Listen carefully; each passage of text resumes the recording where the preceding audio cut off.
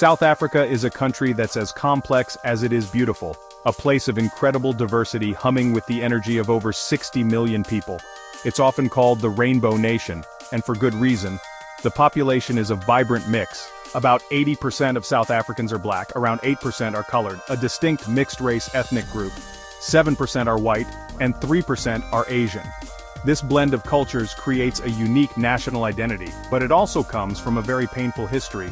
The shadow of apartheid, a system of brutal government-enforced racial segregation, still hangs over the nation, influencing everything from politics to the economy. The country's history is a story of struggle and triumph. After decades of oppression under the apartheid regime, South Africa held its first democratic elections in 1994, a moment that promised a new beginning for everyone. Since then, the nation has been on a long and often difficult journey to heal its deep wounds and build a more equal society.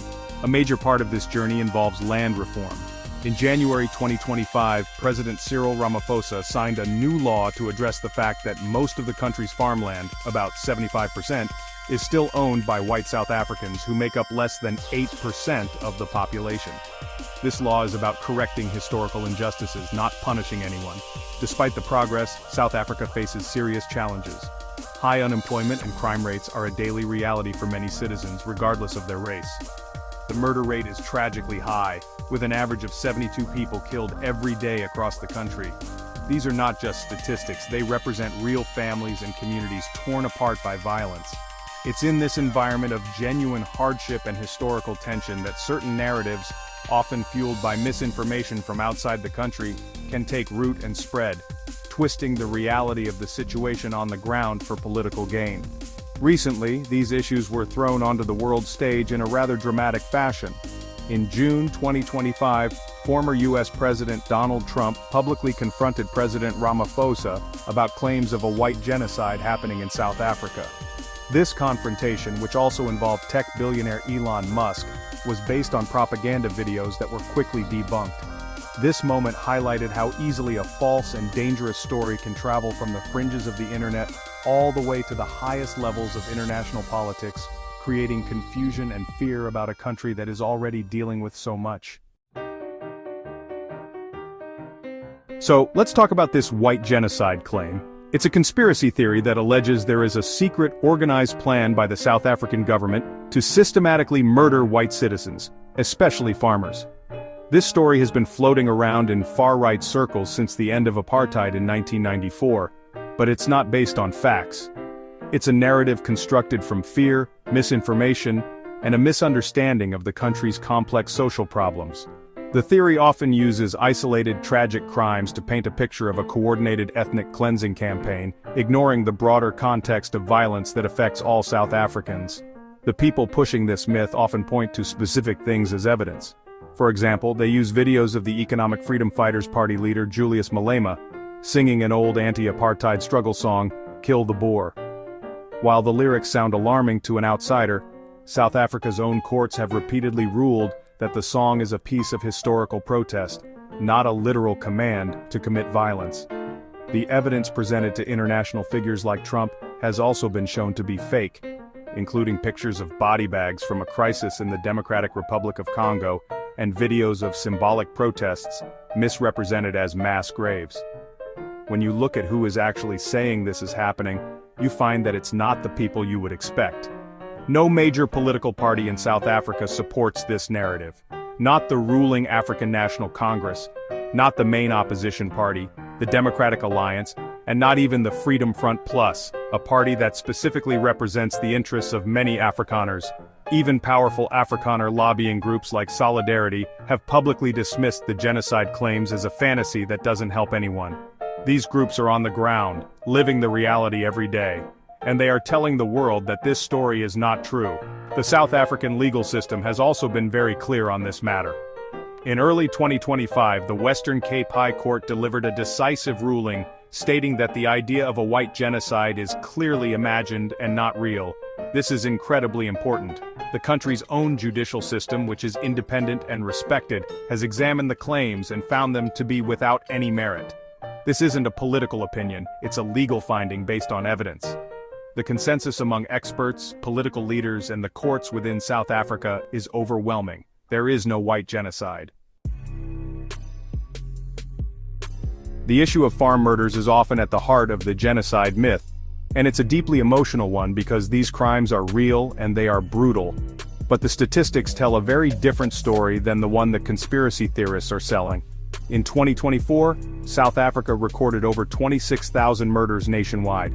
Of those, only 44 were connected to attacks on farms or smallholdings, and of those 44 victims, only 8 were white farmers. While every single death is a tragedy, these numbers show that farm attacks are a very small fraction of the country's overall violent crime. The data for 2025 continues this trend. In the first 3 months of the year, there were 6 farm murder victims, and only one of them was white. This isn't to downplay the horror of any murder, but to show that these crimes are not targeting one racial group. The truth is, violent crime in South Africa is a national crisis that affects the poor and marginalized the most, and the vast majority of murder victims in the country are black. Focusing only on the small number of white victims creates a skewed and inaccurate picture of the violence that plagues the entire nation.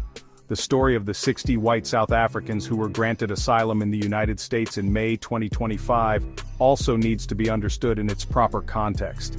This was an unusual event as they were allowed to apply directly from the U.S. Embassy and were flown out on a chartered flight. Former President Trump pointed to this as proof of the genocide, but the U.S. Embassy itself clarified the situation.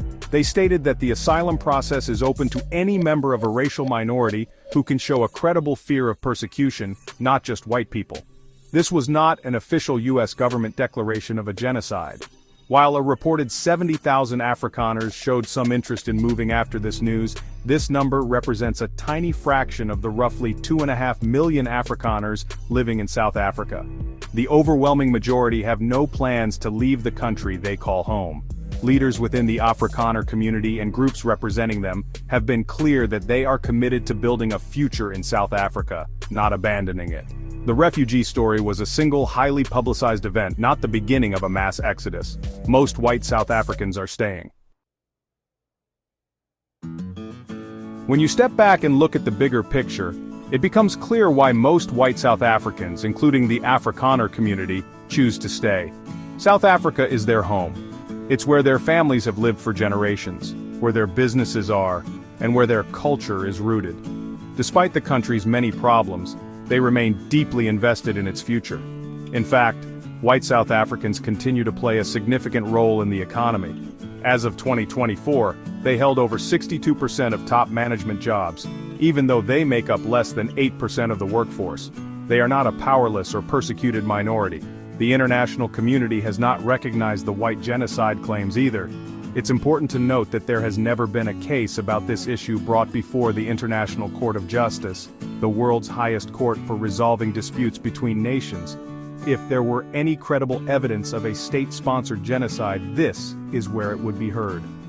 The fact that no such case exists is telling. The narrative is driven by online voices and political figures abroad, not by international legal bodies or by the people living in South Africa. This situation serves as a powerful reminder of how crucial it is to be critical consumers of information in our modern world. It is so easy for emotionally charged stories, backed by misleading videos and out-of-context facts, to spread like wildfire online. These narratives can cause real harm by deepening divisions, creating unnecessary fear, and distracting from the real problems that need solving. When we hear sensational claims about another country, especially one as complex as South Africa, it's our responsibility to dig a little deeper. Ultimately, understanding the truth requires listening to a wide range of voices, especially those from within the country itself. We need to listen to the South African government, to opposition parties, to community leaders, to independent journalists, and to ordinary citizens of all races. They are the ones navigating the daily realities of their nation's struggles and successes. By seeking out verified facts and diverse perspectives, we can move beyond the noise of propaganda and gain a more honest and compassionate understanding of the world.